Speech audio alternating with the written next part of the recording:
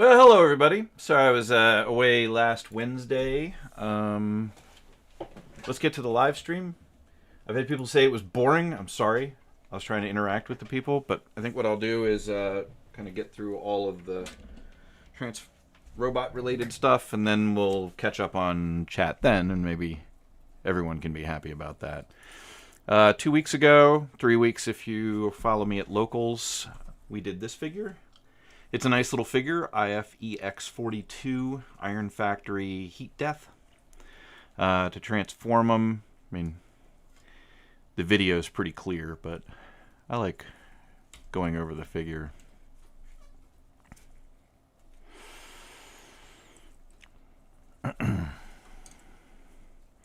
Sorry, it's been like 3 weeks since I did this guy. I actually had to put him on a little platform because the wings hang down so low when you go to transform. But I just like to get the wings out of the way. The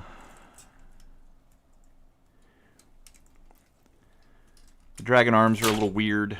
Everyone's going to fall over, of course, because why wouldn't they? But you do have to make sure that this socket has like this little gimbal joint here.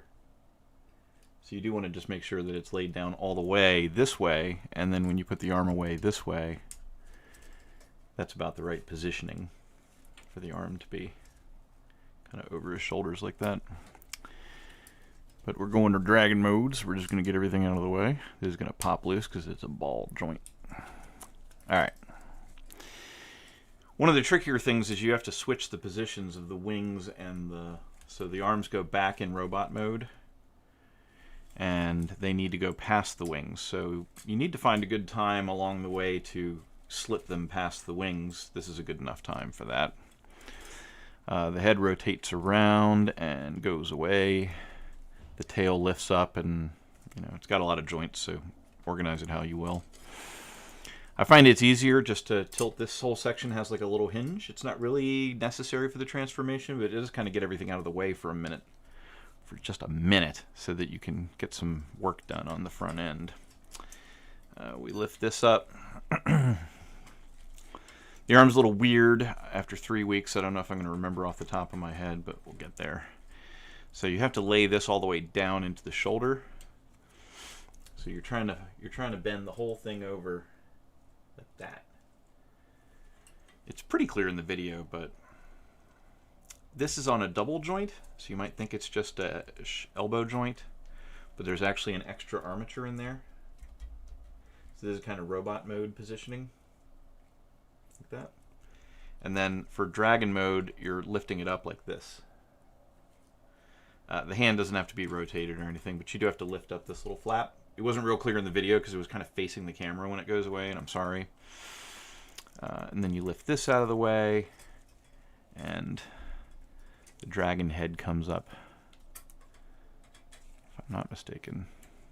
No, okay, I'm backwards. I am not. I just got the head turned around upside down, that's all.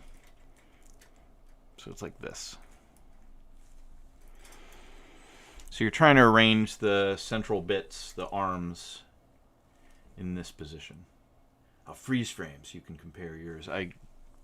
It comes across fairly well in the video, but it's just probably the most complicated part of doing this figure, obviously. The hands will pop off because there's other hands you can apply, so just be aware. There's a little clearance issue there. But then this all goes down like this. Just got to make sure. And then this actually tabs in. So if you can get this, if it lines up to tab in by the time you get to this point, congratulations, you didn't screw it up too bad.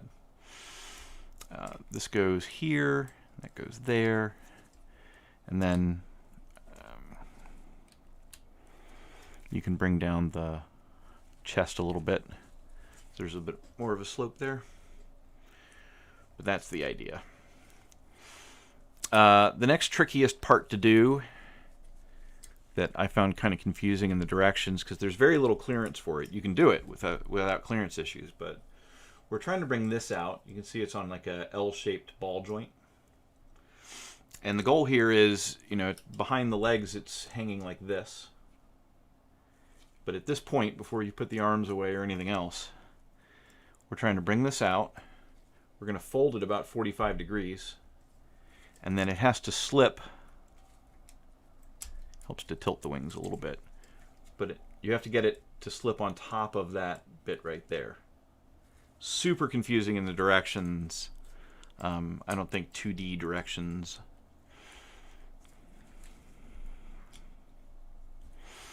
So those two parts come together.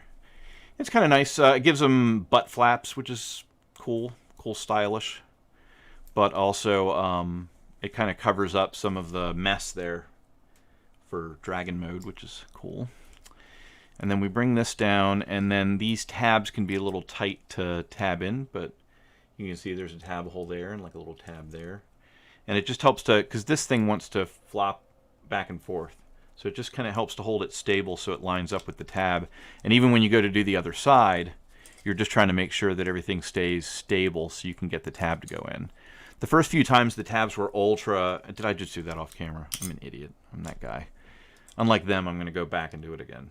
So we're just trying to get this tab in the hole. It was tight the first few times, but these days it's gotten a little better. And then you arrange the front legs how you like. The back legs, I tell you, when I was shooting this, I was worried because they do this, you see. So there's a gap in the thing so that it can straighten out. And they can get just rotated around so the gap isn't pointing straight down anymore. And it's not a big deal when you're just fiddling with it, but I was really worried when I was shooting it that when I went from dragon mode to robot mode, I was going to discover it like in this position or something, you know, with the leg still turned around. But it worked out okay. But they do spread out like this for dragon mode. I don't know that the instructions are real clear on this. There's like a knee joint, but then there's a secondary joint. And the secondary joint allows you to really fold it up like that. So in robot mode, you're trying to bring it up pretty much in line with the back of the foot, the knee there. And then you just kind of use the main big knee joint for bending the knee. But when you fold it up for dragon mode, you're still kind of overflexing that part of the leg forward. But that's the idea. And then I discovered that this, and it helps if you turn the foot sideways so you don't put too much pressure on the ball joint that it's attached with. But we're just trying to get on hold of some pressure on the back of the lower leg because we're gonna bend the lower leg backwards, and it takes some pushing because there's a bit of a ridge there that catches. But it really gives the back leg a better look to it when it's like this. So this I might leave in dragon mode, so I think I won't even transform this back. Plus it's simpler, you know. Fin that backwards. But you end up with a really nice dragon. The only issue I have is the roots of the wings. Really in dragon mode and in robot mode are a little farther back than quite makes sense for either mode. But it does allow you to get the wings out of the way of these other armatures so that you can flip them past. I think it was necessary, and they do give you like some, you know, wing. They let you get the wrists of the wing like further up the dragon by using the forearms. But the wing is mounted a little far back for proper dragon, I think. But he's really cool. I needed to stand him up into robot mode, so when I did the video, I thought I did a decent job of animating him up into like a attack position. He's got a little nozzle in his mouth. What nobody will maybe ever appreciate is that I actually lowered this nozzle down in the course of the stop motion. Even though it was like 3 frames, I was making sure the nozzle was out instead of up in the roof of his mouth, and something no one's going to notice. But in the moment when you're transforming it, you're like, well, I better make sure this is clean. But he's pretty dope little dragon. We'll move up to our next port of call. This guy, transforming into robot mode is not too bad because you're, you know, spreading him out. Getting him into vehicle mode can be tricky, so we're going to focus on that. Maybe at the end of the video, I'll go back to robot mode just so I can display him, and I got to do it anyway. So No, there's like 6 concurrent viewers right now. A whole 6. Hopefully I'm not boring anyone. So then we'll start with the arms. We'll just kind of arrange them. There's a secondary, you know, there's like the elbow joint for the robot. But there's like a secondary joint in the forearm. It's actually easier to do than the other one. So what I'm going to do is make sure that the hands are spread out. There's just not enough clearance unless you extend the fingers like that. And we're just going to fold the hand over so he's kind of touching his shoulder. And then the thumb has to kind of fold down into this space here. Looks like this from the back. But that is the proper position for the arms. This was only 2 weeks ago, so I kind of remember it. Folding, folding. Get this. And he's just kind of touching his shoulders like that. And then I like to, just to avoid clearance issues soon, I like to kind of fold them so they're facing forward like that. Comes into play later. We're not doing the legs yet, but we do have to turn our attention to the backpack at some point, so let's do that now. This unplugs. It's actually a really easy unplug, but just the angle makes it seem like it's impossible to unplug. But if you pull it up, you know, it's fine. It's just a little plug. Goes in a little hole. This is like the back of the car, so you have to extend these. These little joints actually kind of rub a little bit as they go past this area. So just remember, when you go to robot mode, you want to try to pull directly on the joint instead of pulling it at some weird angle that'll break the pin, or, you know, pull the pin loose. But you do have to be aware that it pops because it kind of rubs right there. So this is like robot mode. There's actually little tabs that go into little holes for robot mode. They don't really tab, but they do help you align it and feel confident that you've arrived at the right position. But we're going to car mode, so we're going to put this back. We just want to make sure that we pop it through and then make sure that those tab. And they really do tab if you let them. But the hole they go into is like a segment of it, like a quarter of it is exposed to the air. So it's not a complete hole. But you do want to make sure that those little tabs go in those holes. We're going to flip out the... We're going to pull out the windshield. It's on a slider. It was kind of hard to show in the video properly, but it slides up, and then it helps to kind of walk it on. I did do that in the video, where you kind of do one tab and then the other. And then the hood flips up like 90 degrees, and you turn it around, and it comes out like that. So there's the... We can kind of park this in this position for now, but we're just trying to keep it out of the way. Next thing we want to do is we want to get these fenders up. And we can go ahead and... The joint for this side of the wheel well is kind of on... It's along the same axis as the door joint. So they do kind of fight each other. You just want to make sure it's straight. This comes up. I like to... This is on like, you know, it's like on a rocker, dual hinge rocker plus a rotation.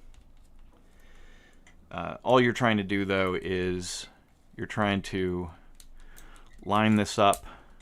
I mean, it goes in real easy, but let me show you out just for a minute. So I like to put a little downward pressure on it like this, and then we're just looking to get a spudger in there to pop it loose. It can seem impossible if you don't have the right leverage, but... And like I said, if you popping it in is like super easy. And it also kind of helps you have confidence that you line this up, because there are so many little hinges right here. You see this one, it just ends up at like a 45-degree angle. We'll do the same thing on this side with less yakety yak, just lining it up, and just want to make sure it comes in from the top and kind of pops to the bottom. And just one more time for posterity's sake, remember we're just pushing down on this and getting plastic-friendly spudger in there just to pop that.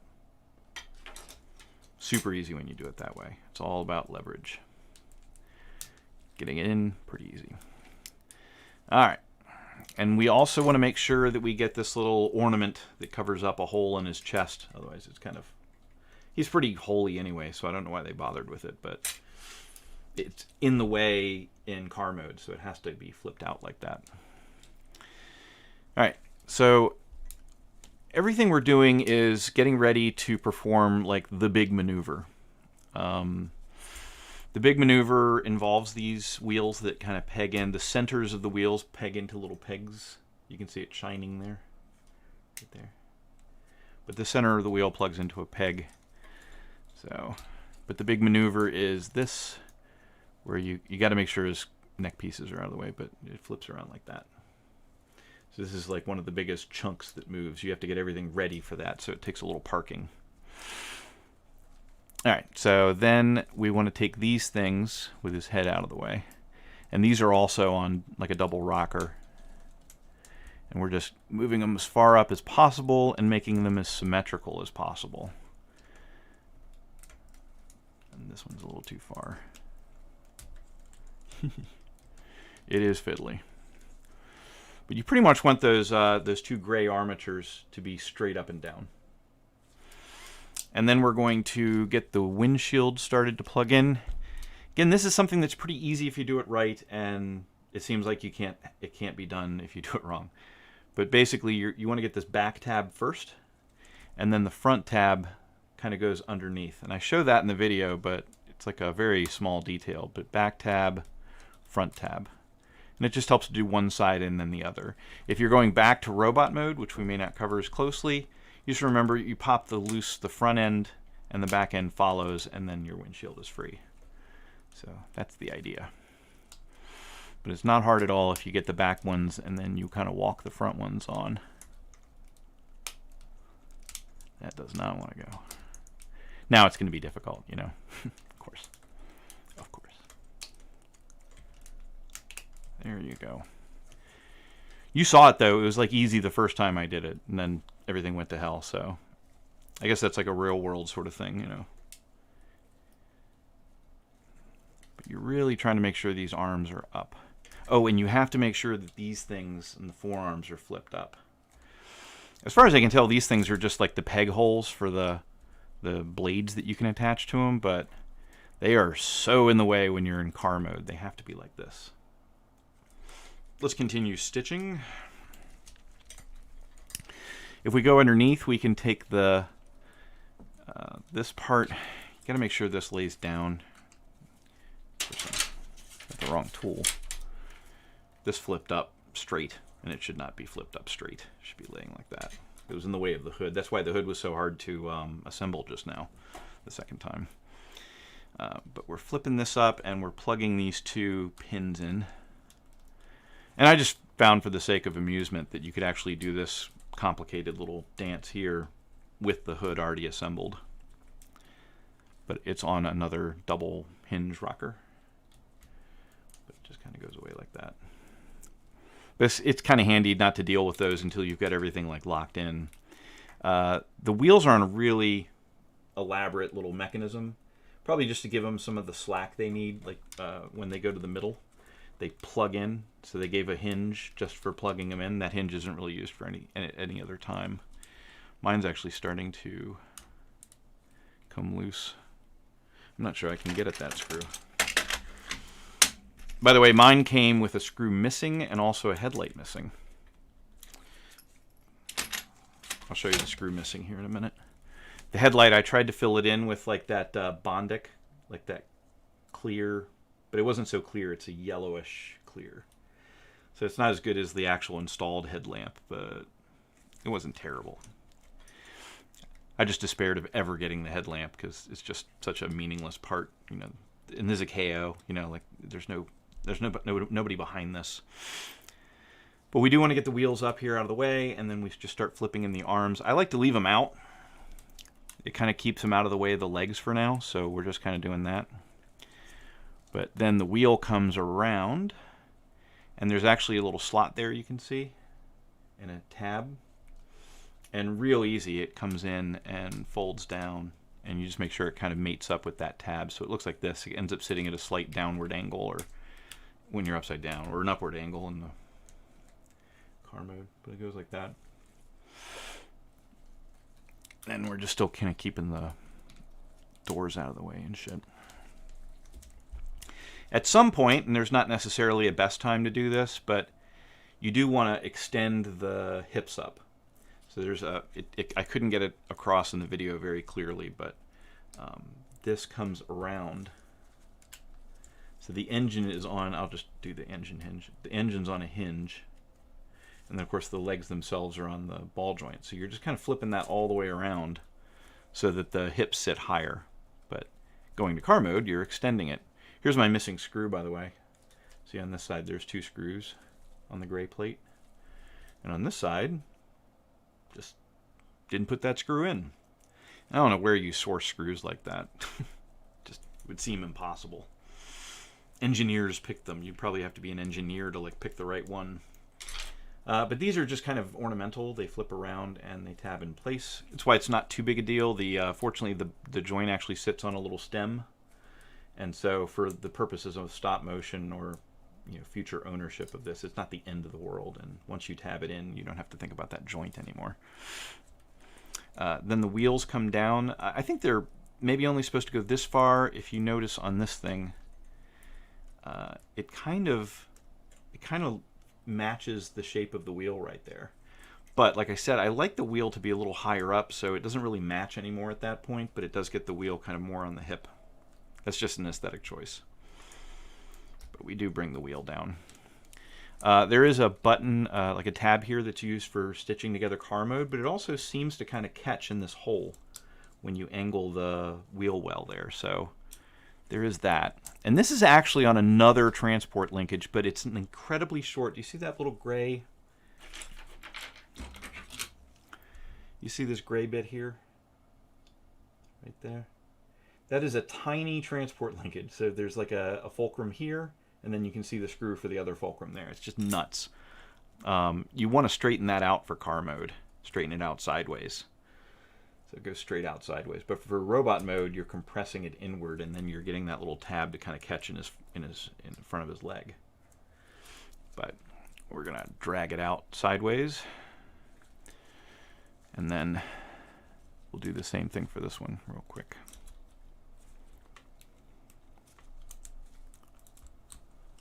All right. And then we're going to start.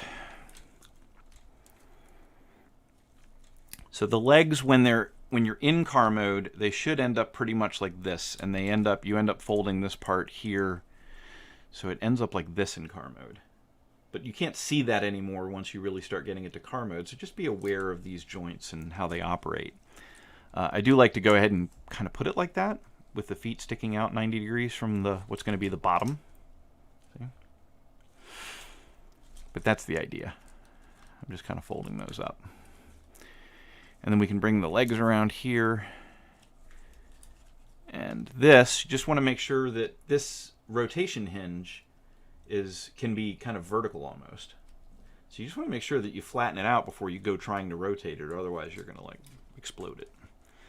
Once you get it this far, then you can kind of collapse that double hinge there and make sure that tabs in.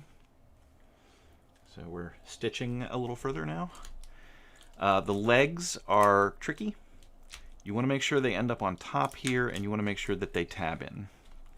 So again, we're kind of coming up, so we're overlapping from above, and then we're making sure that the tab actually goes in the hole.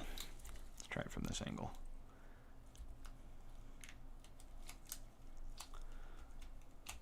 Almost. Come on now. There we go. Okay, so that's stitched together. The arms were kind of in the way, so I'm going to get them back out of the way for a minute. There we go. The feet, I watched a YouTube video of a guy doing Firage, because this thing did not come with directions, and I wish I could give him credit, but I just forget.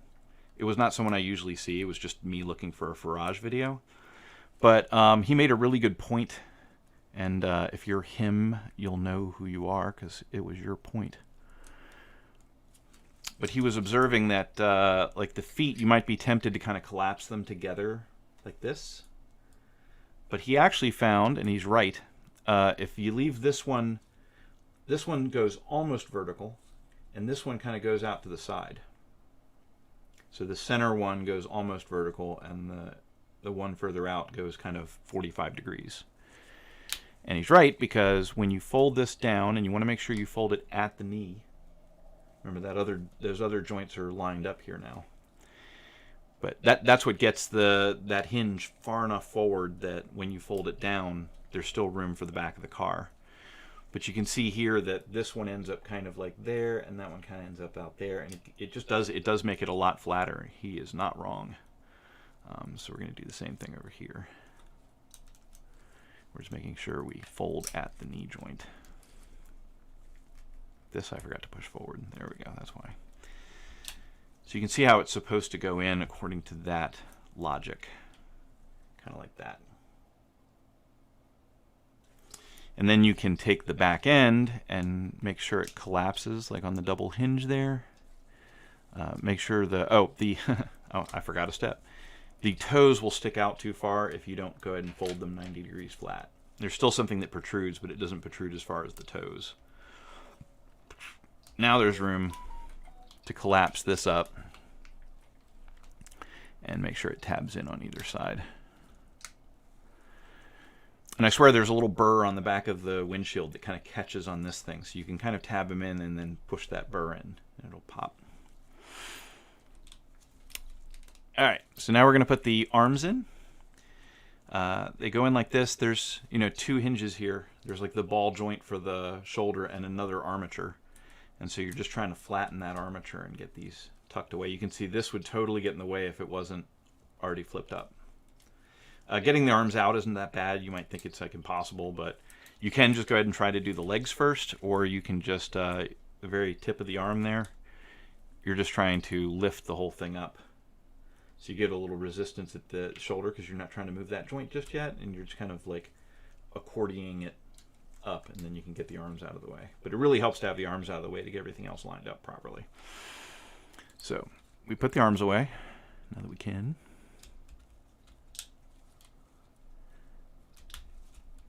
There we go.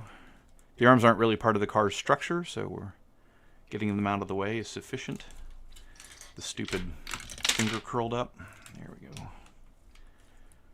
You might think you could make the hands and the fists and put it away properly, but you can't. And then, unfortunately, this is like on a zigzag, a two-segment segment thing. But you're just trying to collapse the door forward, and then it pegs in like at the roof line here, so you kind of want to do that one first, and then you do the door peg.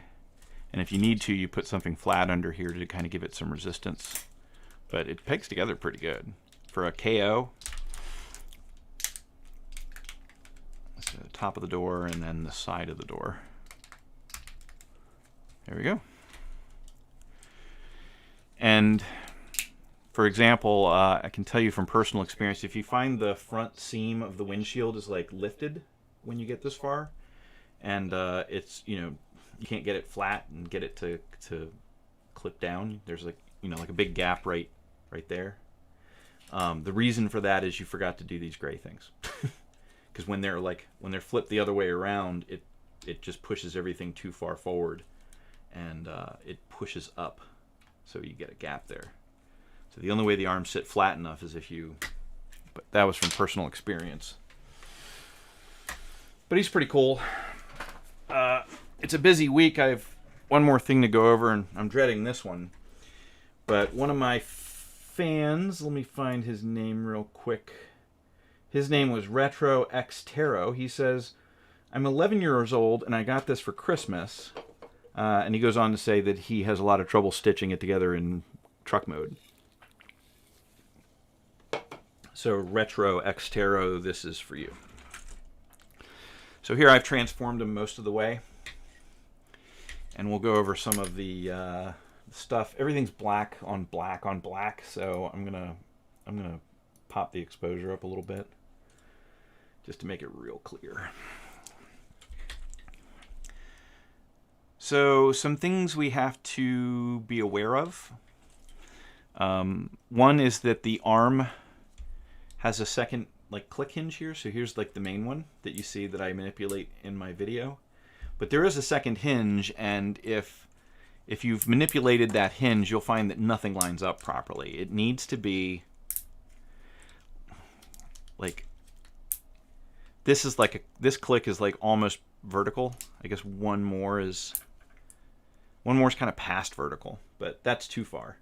So we're trying to go just off vertical and then one extra, and that's the right alignment. That's what the arm should look like from the inside. Now in the video I kind of stitch everything, I go ahead and stitch everything together, but believe me, it's me like restitching stuff together when it pops out in the course of making the video. So and you do need to get a tab into this slot here that's kind of on the back of this part.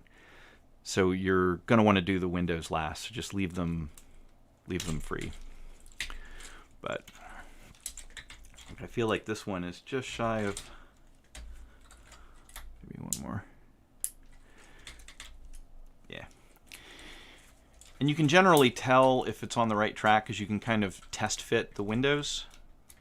In fact, you do want it to be that just off of vertical. I'm going to do it over here too. But there we go. Okay. The other thing you want to be aware of is that there is a weird little hinge here. You can see it. So it's a little armature. And in robot mode, it tends to be like this, kind of flattened out. But for vehicle mode, it needs to be more vertical. It's a pretty sloppy design, frankly. And then, of course, there's these bits. Again, this is further out when it's in robot mode. But these bits rotate, you know. So robot mode, vehicle mode. And like I said, you want this to be vertical. And I leave these out, or take them out first. Mostly for going back to truck mode, it's useful because it gives you some place to put your finger so that you can tab the windshield. Otherwise, you don't really have anything to push against. So leaving those open is helpful. So without further ado, let's go through this painful process. So we're just rotating. Those joints have like a little rotation at the bottom. You can see them. So we're just making sure they're vertical, and we're rotating it around. I actually broke the tab off of mine. You can see there's like a little tab there, and there's a tab there, and then this. So I broke this tab. Kind of the front tab too. No, the front tab's there. But I broke the back tab, so mine doesn't stitch together quite perfectly anymore. Not the end of the world. So we're just making sure that's roughly right. We're trying to bring this together. Now the thing is, these roof panels can be out of the way. They can be flipped forward so you can see what you're doing. I find if I do the hands like this, it gives them a little more room to fit there. And you're kind of lining things up and fighting them and lining them and fighting them. You want to make sure the tabs at the front of the windshield bits are hitting that groove together. They go together into a groove there. You want to make sure that God, this is a pain in the ass. I don't blame you. Actually, is there even a tab there? Not really. I don't know what it's for. This goes here. There are tabs on these things. If you can kind of grab hold of them, there's two slots on the back of the wheel there, and there are actually two tabs on this thing. I never have much luck getting the back tab to tab, but I mean you're on the right track if you're getting close to where you can tab these.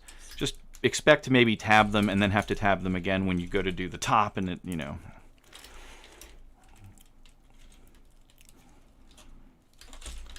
It's so annoying.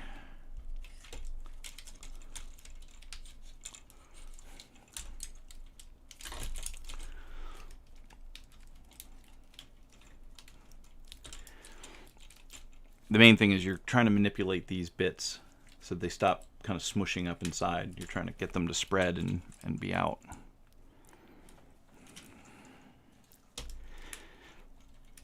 But we get closer and closer to the hood being straight. And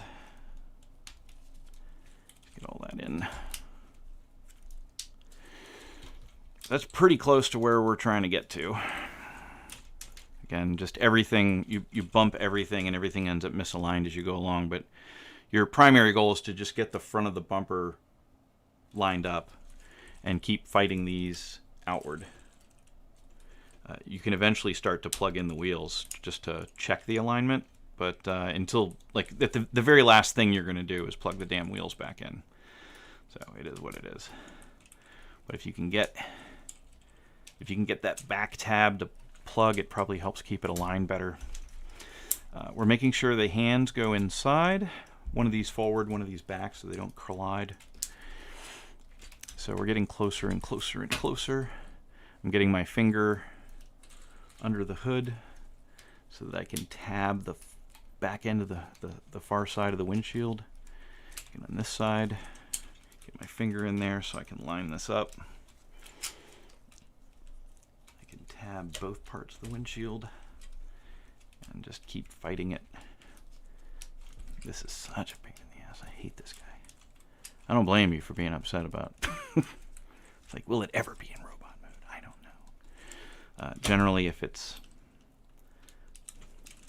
being a real bitch right now. Well, probably because the windshields aren't aligned. Stupid thing, man. They didn't do us any favors with this guy. I mean, like, hey, it technically turns into a truck, but the whole thing collapses. I did this earlier, and it was nowhere near this difficult, so there's obviously some X factor I'm missing. Annoying goddamn thing. Just trying to... If you can get the two windshields to plug in and be side by side like they're supposed to be, then you're... There we go. We're just trying to... I'm using my kind of fingernails to push down on the windshield wipers, which are just molded into the windshield, but it just gives me a little more leverage. If you can get those tabs in, then that's a big step when you get those stupid tabs in. Just lining that up again. Then we do these doors. We're just making sure those hands are out of the way, like I said. There are tabs here. They do go in a couple of different places, but the main thing is you're just trying to get it to snap in straight in. If I can get everything to align again. You can see, like, it creates like this dent in the front windshield until you're done getting all the other tabs aligned. But this one does pop in. You just have to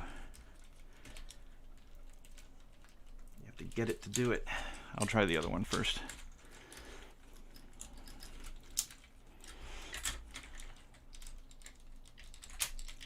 Come on now.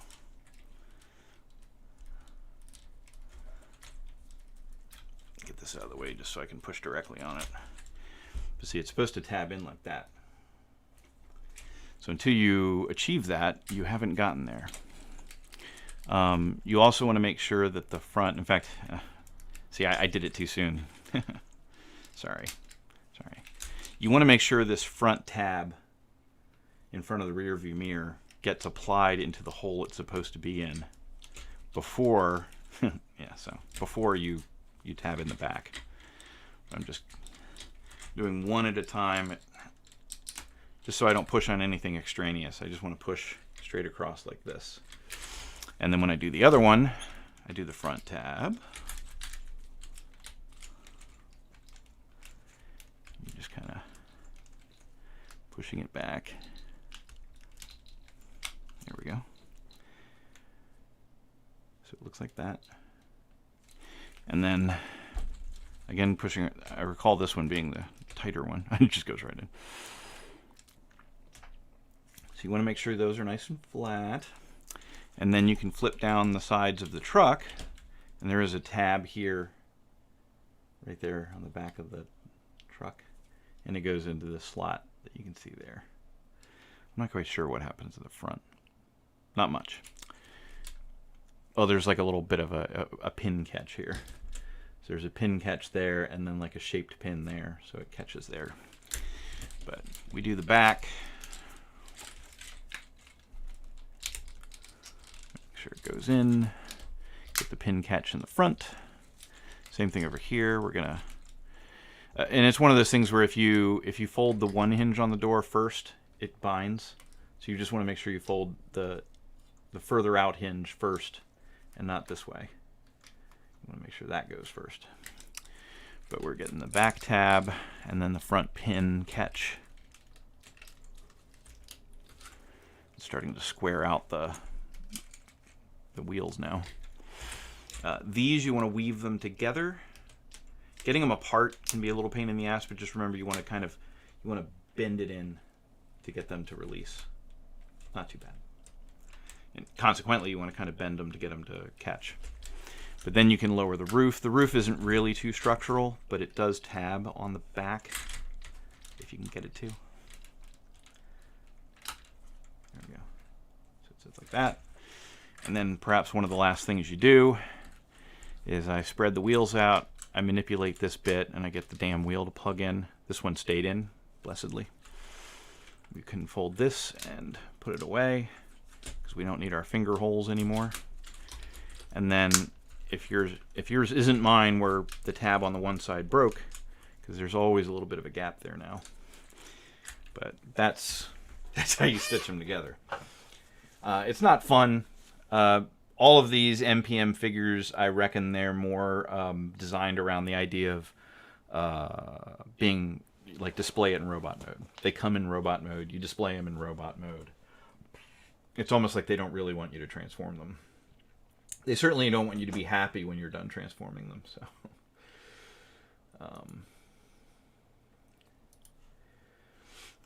all right, let's see if any of your comments make sense now that I read them like 20 minutes later. Let's see.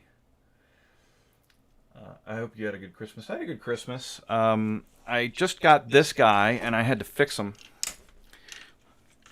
This is Devil Savior's. Not roll that off the table. That's Devil Savior's like big thing. What went wrong was, I'll go over it in the live stream. That'll be weeks from now. But I did just get him. I did just receive the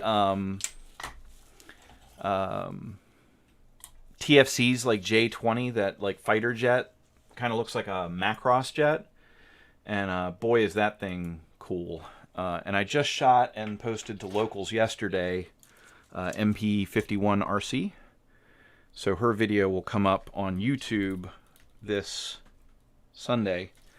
It'll be a scheduled premiere, but it won't be a premiere in the sense that I'll be there chatting with you, because I'm going to be away. I'm going to be out of town, but I can go ahead and schedule it. The next figure I'm shooting is that J20 jet, and then I'll shoot Devil Savior, and then I'll shoot... I got X-Transbot's version of Wind Charger. Some of their older designs are like super wonky, so I actually kind of enjoy the challenge of figuring out a clean way to do something like that. It helps to have spudgers. I mean, I'll use like I have like fingernail clippers, and you know, just because they're convenient and nearby. But I do like the ones that have kind of like a smooth metal. This is really great for prying because it doesn't have any sharp edges. You can kind of like pop something loose with that. But some fingernail clippers actually come with like the little dig under your fingernails tool, and I'll use that in a pinch. But if you can get an actual like nylon spudger, you can see the spudger gets beat up over time. But that's the point. You want the tool to break and not the figure.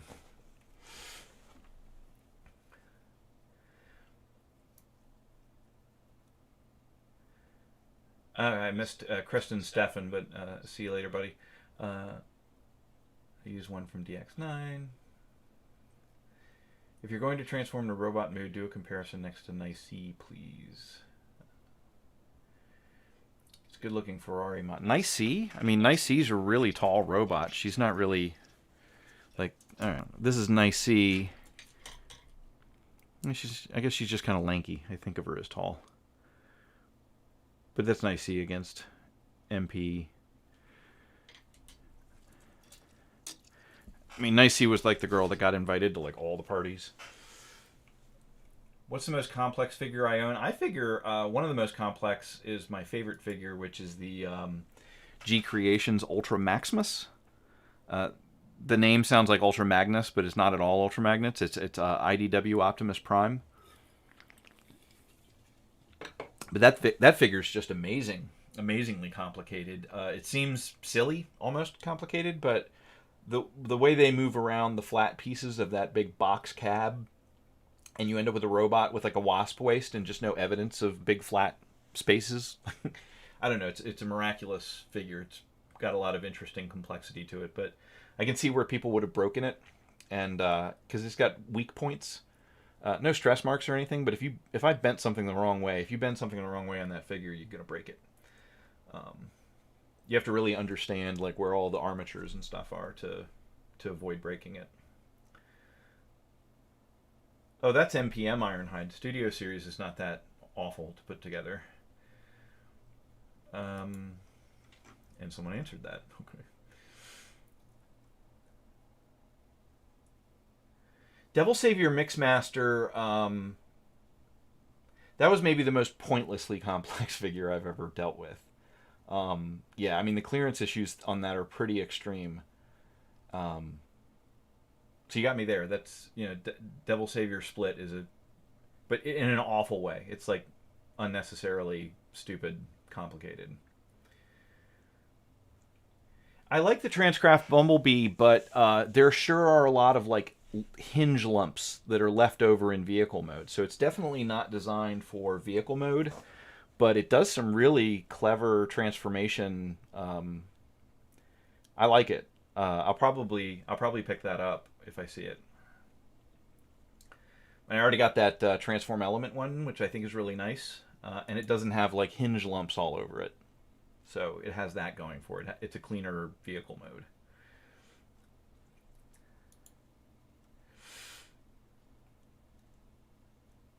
But 3A, I thought 3A Bumblebee was pretty big. No, the leg formation is super interesting on the Transcraft one. Just I'm not a big fan of the hinges, the visible hinges in vehicle mode. It's amazing they switch out the chest, right? That's what? How do they have bulk left over to do that?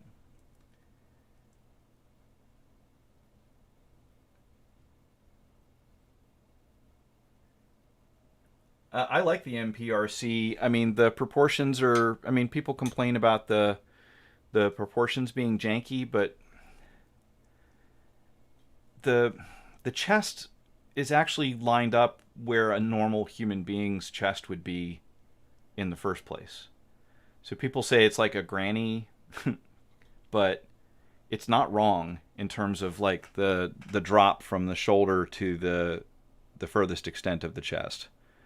There's nothing like wrong with that. I think what gives it that appearance though is the collar. If you look at all the cartoons, the collar is like half that height. So the collar is like really tall compared to the animation. There you go. So this is they just ended up with the collar too tall, but like the extent of just her layout is like a normal human female. There's nothing odd about that. Just the tall collar makes it off. Her face, I don't know. You see still pictures of it and you think, oh, it's like too elongated or too weird, but it's just not that bad. It really does well, like when you're rotating. It's a pretty consistent sculpt in 360 degrees. Just in some photos, her face doesn't look quite right. But she's not bad. Her articulation is just amazing. She's got these butterflies here. She's got it's kind of a transformation joint, but you can totally like lift her arm way up. She can like hail a cab. She can hold her rifle the way a rifle should be held. The hands have, a wrist joint. She can be like, I'm too good for all this. My. I don't know.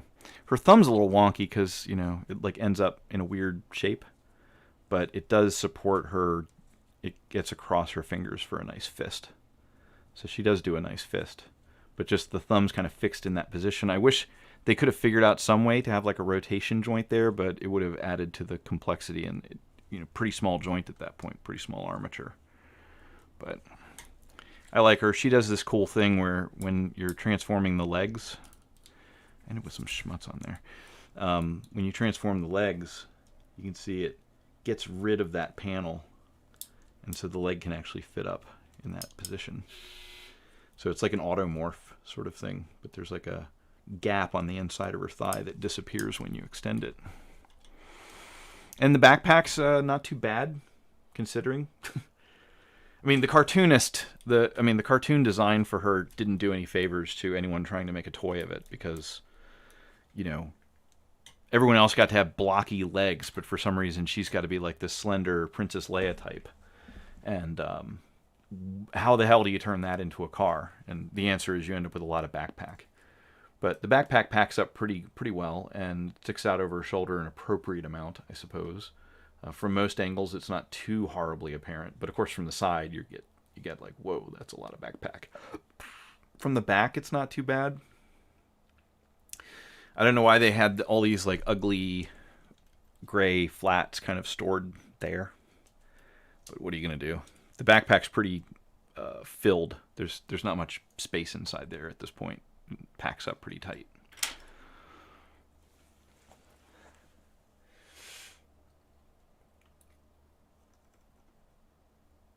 The J20 is quite cool. I was wondering if you'd get that. Yeah, I totally got that. I managed to strip a tab, but it's not an important tab. It is a little expensive, and it's not very big. He's like maybe 9 inches tall. Maybe. It's not a very big figure. But it's... I mean, the J20 is like a very nicely engineered, very interesting figure. It reminds me of like I forget the guy's name, like Izukawa or something. The guy that did all the designs for Macross. It's very Macross style, or almost Gundam style in its appearance. Of course, Gundams don't really transform, so it's much more like Macross.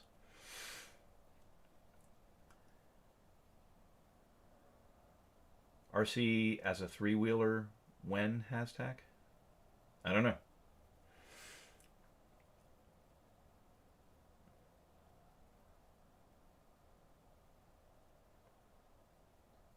Kuru Karakari Flame Toys Drift. Oh, I see. Yeah, that's that Drift Flame Toys. They don't transform. That's meaningless to me. I'm like, why would you buy an expensive action figure? Hot Toys kind of confuses me too. Oh yeah, the J20 is the J20 is what China would presume to be equivalent to our F-35 Joint Strike Fighter, Lightning 2, Lightning 3.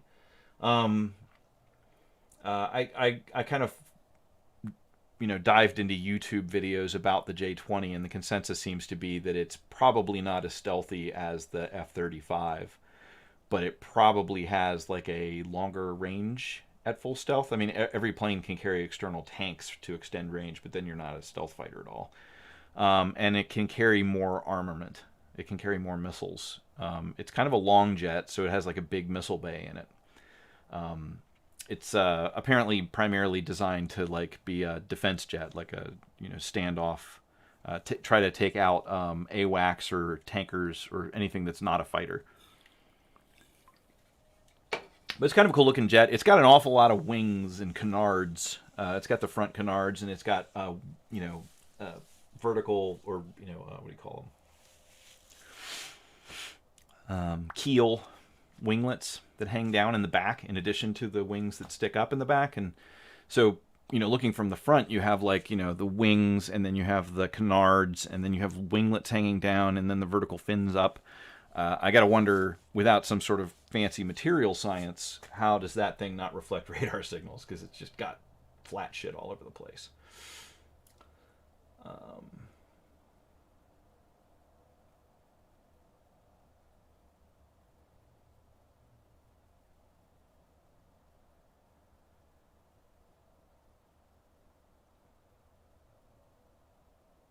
Shatter from Shatter, the one that's a triple changer. Yeah, they kind of compromised on the vehicle mode, but the Harrier mode is like gorgeous. The vehicle mode, the wheels are a bit too small, but pretty amazing for a triple changer. It's always amazing when they can pull it off. No, I kind of do the generation style figures, so I've got my Kingdom stuff pre-ordered. I just don't tend to do videos on them because they're not not high finish and they're not complicated. And so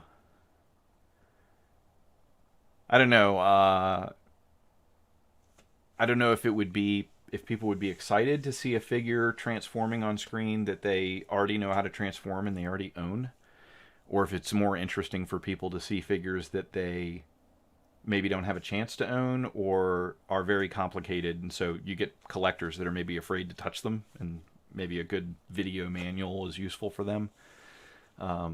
I tend to do like Studio Series Voyagers from time to time because they're a little more complicated and interesting to me.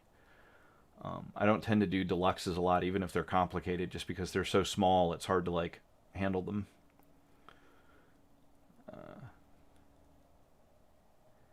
I don't have Fans Toys Rouge. Fans Toys Rouge is, by all accounts, a little taller than the official RC or Azalea. I have Azalea, but she's the same height as RC, basically. But Rouge was a bit taller, like a head taller than RC. You can find people that have made comparisons to them, photo galleries comparing the different RCs, but I'm afraid I don't have a Rouge. I don't tend to get Fans Toys because they annoy me. I get them loaned to me, but I don't tend to buy them. Well, yeah, it's like worth it then. Like, you know, am I going to do like a one-step changer in stop motion? Yeah, it'd be nice to have like a cool Galvatron. Yeah, yeah. I forget who makes it. It's not the Fans Toys ones. It's the other one, like DX9 or I forget who made the other Galvatron. Unique Toys maybe made them. But there's one company that where like the lower legs kind of unfold into the round shell, so they kind of, you know, they do this. They go like this, round, and then fold it up, you know. But that one was pretty clever. I like the way they handle that.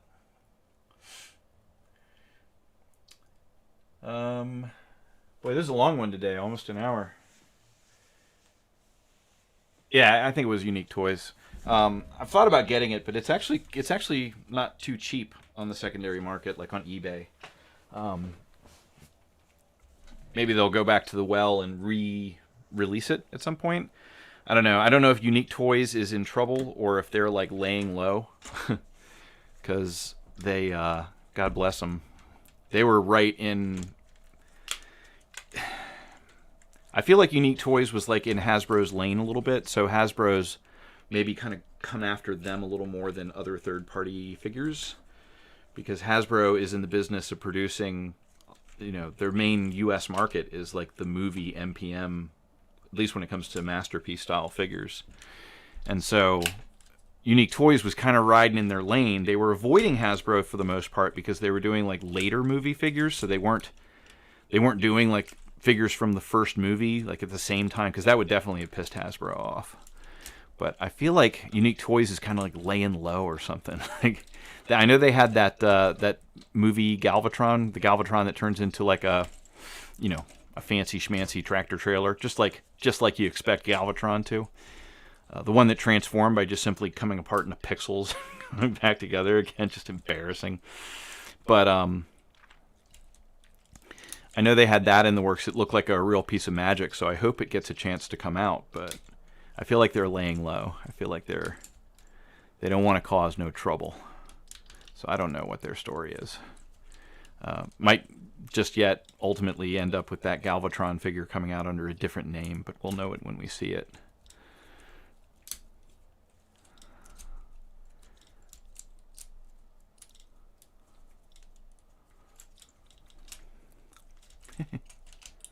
This one never clipped properly for me. Oh, I'm way too dark for this guy. Sorry. I could never get this side to clip properly because it just never quite sticks. That burr got rubbed off of it somehow, but not something I did. It never ever did. This tab's somewhere. Is it there? Yeah. Okay, now you're in the way again. There we go. And then this. Of course, the truck flattens out. Kind of.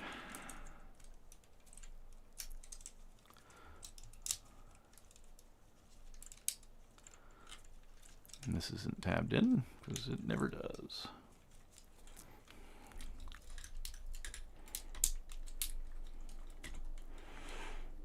But he's meant to be like this.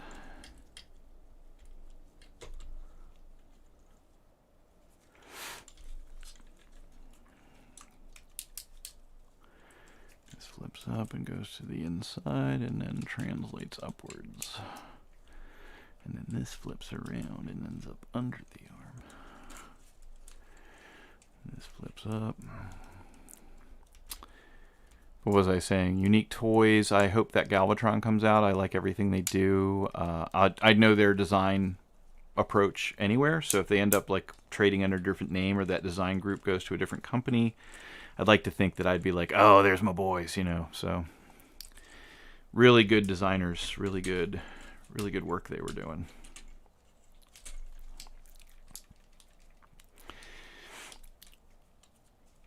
Yeah, to some extent, this is kind of a cool MPM figure to own, but sadly, it's a little painful.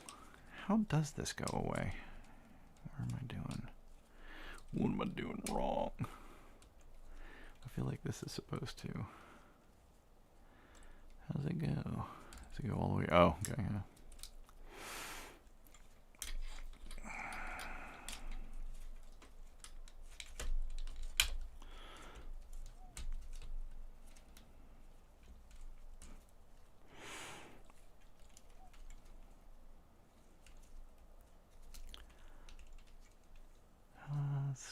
Surely it tabs somewhere.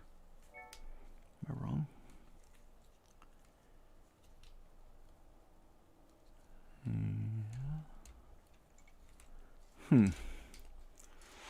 I wasn't paying much attention during this part. Does it really just kind of sit there? I guess. Or does it flip around? No, it definitely goes this way. Maybe it goes... Nah, it goes like that. Yeah, because it ends up backwards. I don't know. Or maybe it's all the way... No, wait.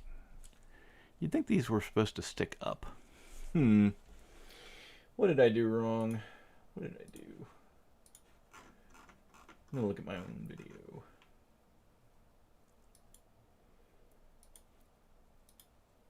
Let's see.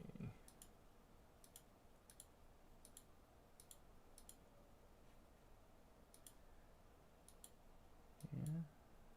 I guess I'm going back to robot. I'm just watching my own video. This is the part that gets boring, and you people that are bored can go away now that I already... Yeah. Okay, so it does just... Okay.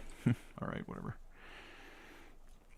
Oh, and it actually plugs in there. It's like I was almost there. I was almost there by accident. Silly. I'm a silly Billy. No, really.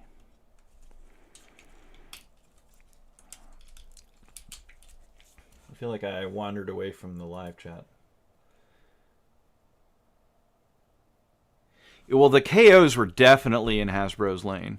Like, if you're taking their recent movie designs and then, like, I don't know, kind of embarrassing them with them, too, because they would make them better, like Black Apple. But if you're doing that, you might be asking for more attention from Hasbro then. So they definitely shut down the KOs like Wei Zhang. But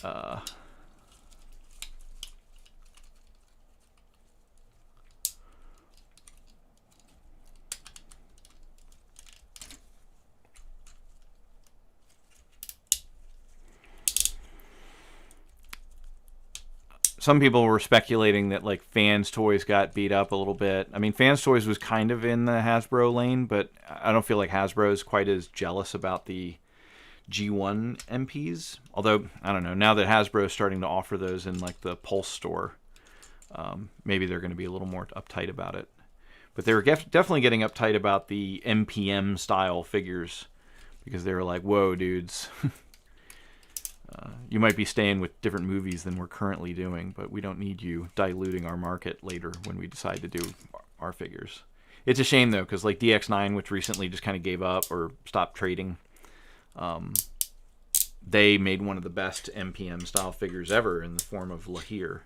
And I can't imagine the Hashtag engineers coming up with something quite that amazing for an MPM car.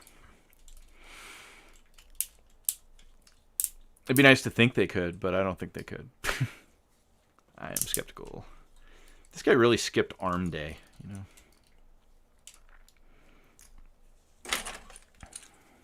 I don't know which one goes on which side. I'm sure as I had it on the shelf, I had it right, but now I don't remember.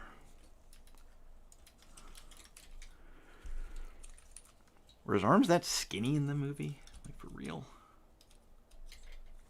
I don't know. I might have got it backwards. I don't care. But he's ready to go back on the shelf. Kinda. Get this guy ready to go on the shelf. DX9 Gewalt is nice. I like him. He's the best. He's the best Blitzwing.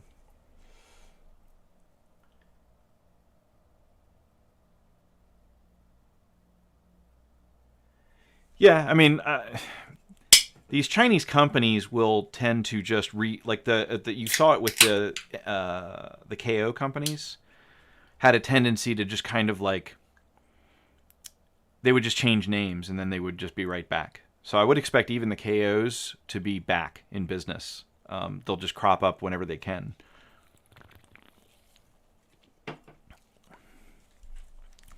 But the third-party companies are probably going to lay low, maybe recalibrate, because I notice a lot of them are staying out of Hasbro's lane. If you're making Kang Toys is making a Predaking that, you know, I mean, it looks like Predaking. It's obviously inspired by Predaking, but it's not in the style that any Hasbro toy line is pursuing right now. It's in like this sort of hyper Gundam-y sort of style.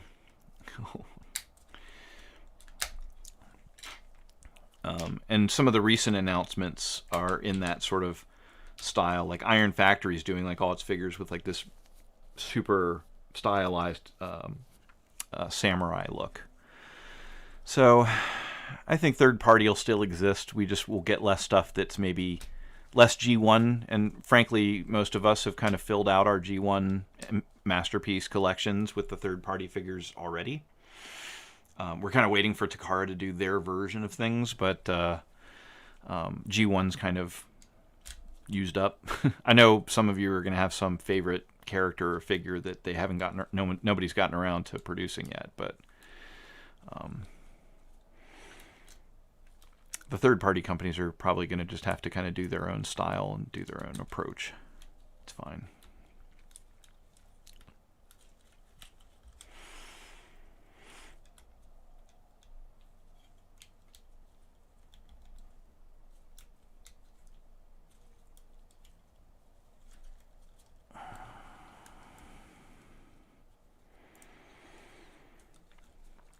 Arranging these is like, as far as I can tell, completely arbitrary.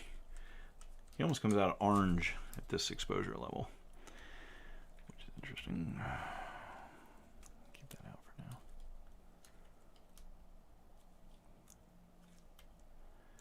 now. All right.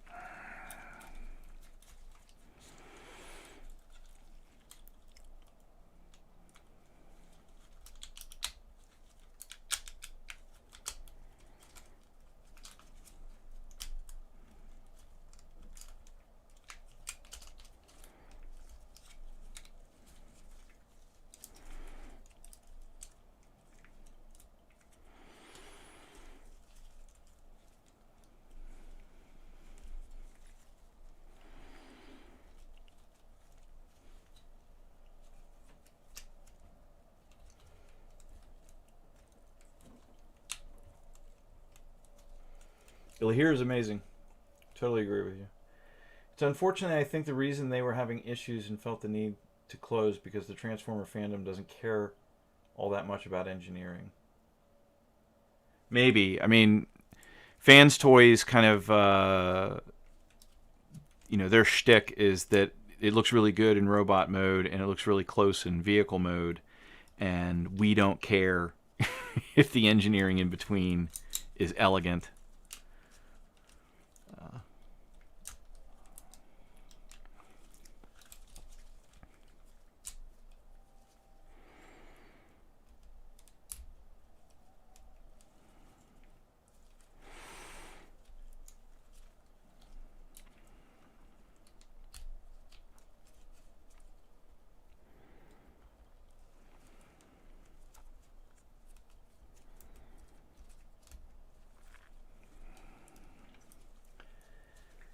always find fans toys figures, generally speaking, to be unpleasant transforming from one to the other, because there's a lot of really arbitrary engineering on it. I say that while I handle Firage, who he's got some pretty fiddly engineering in his own right.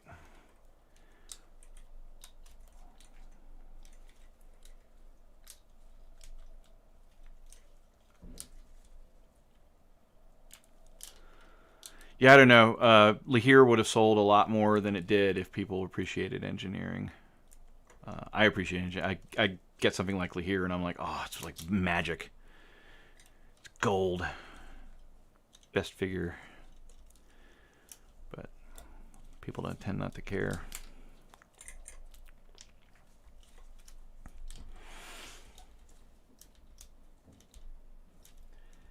Yeah, you get your... people like Bobby are very, you know, anyone that's also doing like hot toys, all they care about, you know, they may as well just do flame toys. You know, they don't care about the transformation. They don't know how to transform it. They're annoyed by it. You know, the people that buy the figure and then later on they sell it and they can just honestly say never transformed because it was like some fans toys shelf queen that you know, never got touched.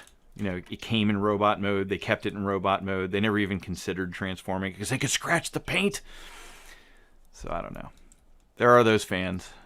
So I scratch the paint for those fans, and then they can just watch my videos and be like, oh, so that's how my thing transforms. Not that they'll ever transform it. There are those collectors.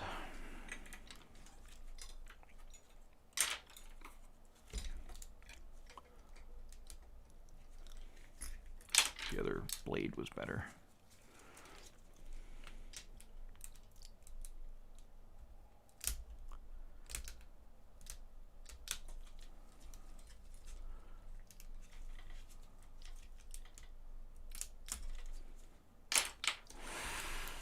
You can fight that off without a spudger, but if you got a spudger handy, I would recommend just employing it there. Come on now. Come on. I see the hole. I see the pin. How come I can't put the pin in the hole?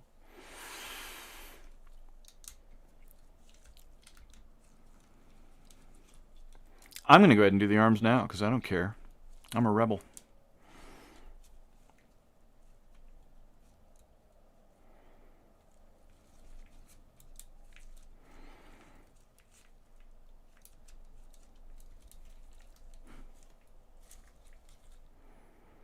All right. All right, all right, all right.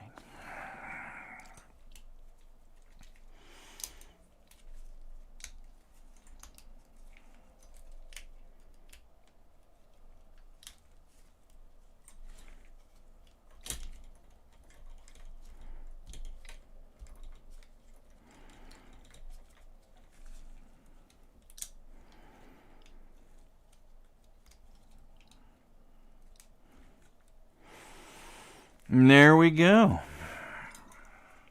I think he's a pretty decent design. He compares pretty well to any other MPM. He's kind of annoyingly complicated like a lot of MPMs are, and he turns into a big pile of something. Like any Bayverse figure should. You know, turns into a skeleton of car parts and robot bits. I guess I really do have that too far forward. I'm just gonna shove it back. Just gonna do with it what you're supposed to do with it. There we go. All right. Let's get him down in a stance. Like when he was on the highway and he totally did that thing with the thing.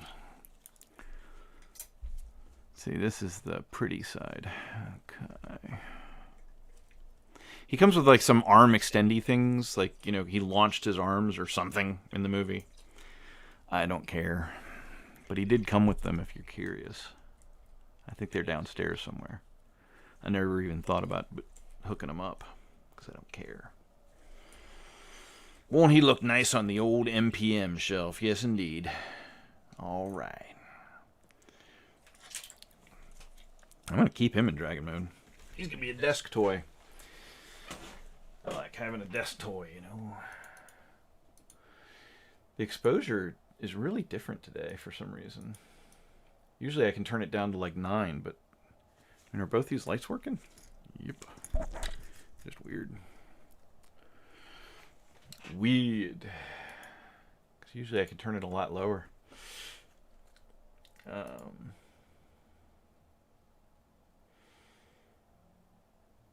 Sorry, I'm catching up on... This is the boring part. See, if you didn't already leave and you complain about it being boring, it's not your fault. I'm just interacting with the people that are chatting.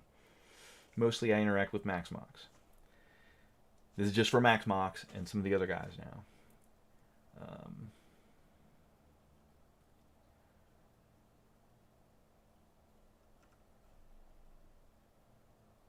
Oh, the yeah, Deathsaurus.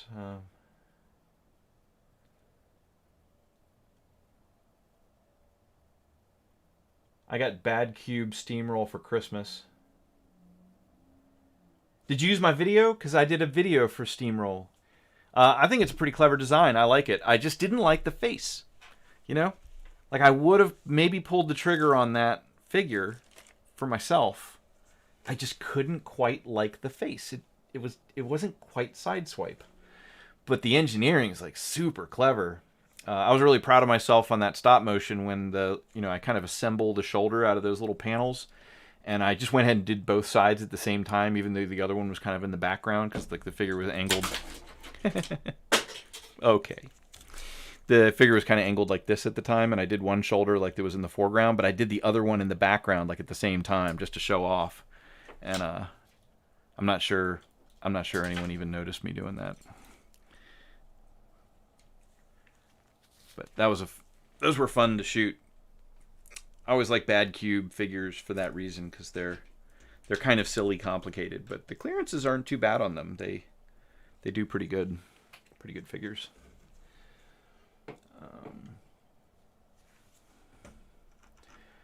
Yeah, the instructions are generally not great. Although I think Bad Cube's instructions are decent. I'm trying to remember. I don't have any. The only Bad Cube figure I have right now. No, I have Sun Surge, and I have the old Warpath they did. Mine ended up with like a broken slider on one of the legs. It doesn't affect... I could do a stop motion of it, but that figure's just a pain in the ass, and I just never got around to it. Well, gang, pretty long live stream. We're an hour and 19 minutes into it now. I covered all the things I was going to cover. I had a little back and forth and discussion with you. I think I've hit all the check boxes. I'm going to call the 2-minute warning. You got 2 minutes to come up with something so engaging. I'm going to spend another few minutes talking to you about it. So you've been challenged. Of course, it's going to be like a minute before you even hear that part of it because of the delay. Or it'll be like a minute before I hear back from you. I don't know. Let's see. We peaked out at 10 simultaneous viewers. I always have to laugh. Like, what's it like when you're like one of those people, one of those big live streamers on YouTube that end up with like 30,000 viewers at once? It's like, holy shit. I can actually keep track of the entire conversation going on. Nobody has to do super chat to get my attention, unfortunately. You can do super chat if you want to, though. People have done it. You won't be alone.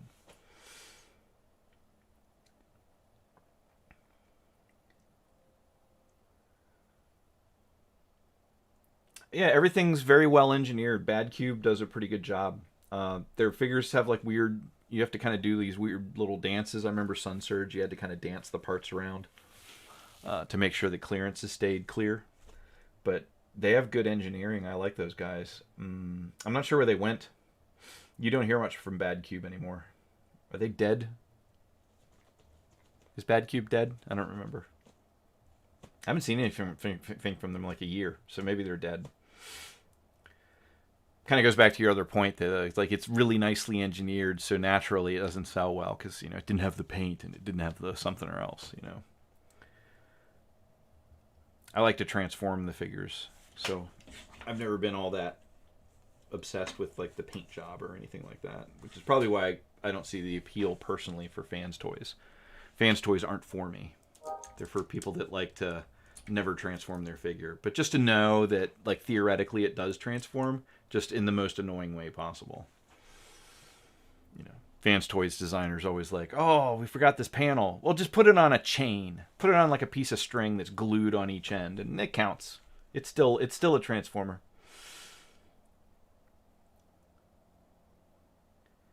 Yeah, and even those, weren't those like re-releases or something? I don't know. Yeah, I haven't seen Bad Cube in a while. I guess they're dead. It's sad. I hope that the guys went on to something. Probably some guy, you know, got more money to do industrial design and just doesn't do toys anymore. But they had some real talent over at Bad Cube. Interesting transformations. Like Steamroll and their version of you know, the Fire Lamborghini. Red Alert.